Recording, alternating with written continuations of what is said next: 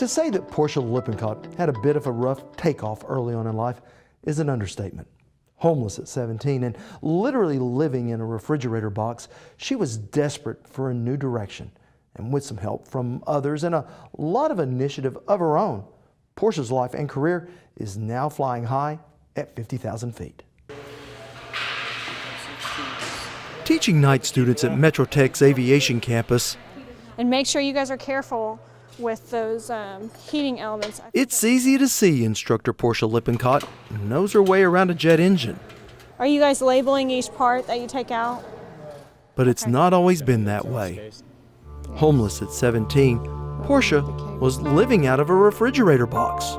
I had just recently got a job at Sonic, so every day I would sleep in the box and go to Sonic, come home, sleep in the box, and I did it for 3 months. So one day at Sonic in the morning, I get a phone call. It's a lady from Norman North, and she's a counselor, and I kind of just broke down and told her everything that was going on.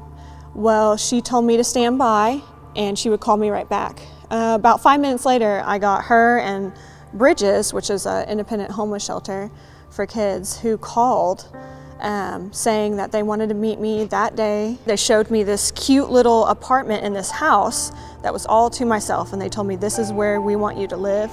Go back to school, you could work, we'll help you get a car or whatever you need to do to go to school. And that day I moved in. And Porsha's life began to turn around. A roof over her head, and even saving some money. I found this 93 Jeep Grand Cherokee. It had like 7 different colors going on, but I was okay with it. I paid $1,000 for it. It ran. There were some kind of sketchy things about it, like the gas. I never knew when the gas was going to run out because the meter was going.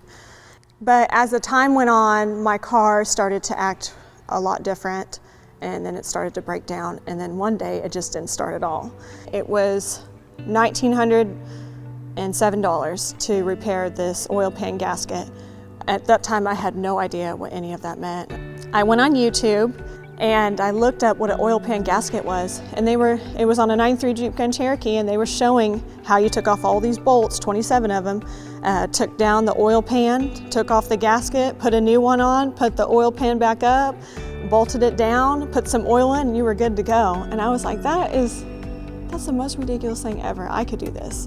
7 hours later, which nowadays it wouldn't take me 7 hours, but it did. 7 hours later, I had my car running, and it actually ran better than it did before. Turning a crisis into an opportunity.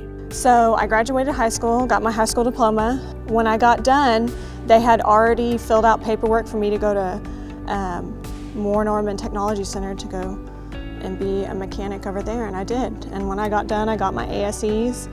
So that was my whole getting out of being homeless and onto my own feet with a cool certification.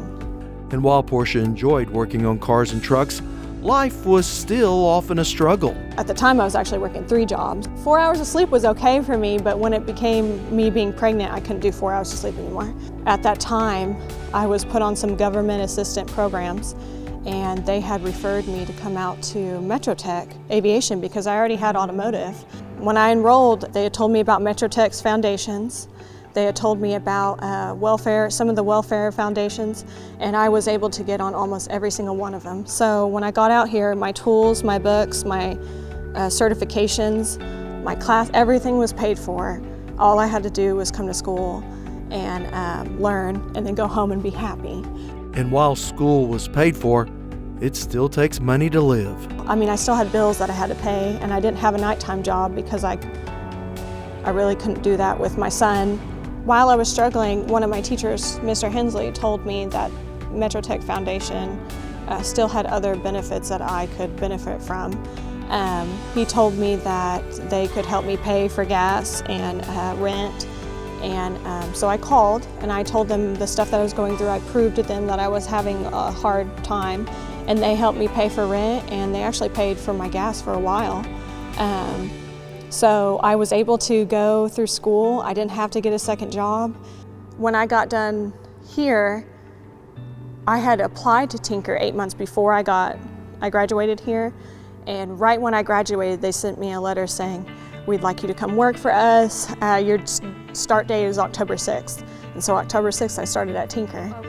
And Porsha's career took off. Other than the awesome amount of money you could make, which is awesome, you have people that are grateful. You have pilots that will come shake your hand.